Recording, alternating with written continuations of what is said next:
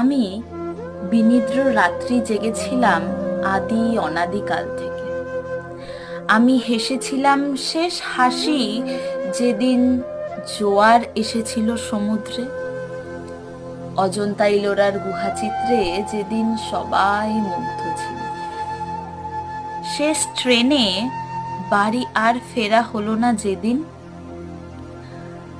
হাজারটা পশুর কামড়ে যেদিন ক্ষতবিক্ষত ছিলাম আমি।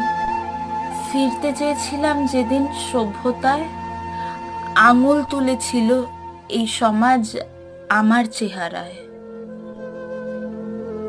আজ তো দুয়ার খোলা, সারা শরীরে আমার তেজ, আমি গুমড়ে মরছি না আর।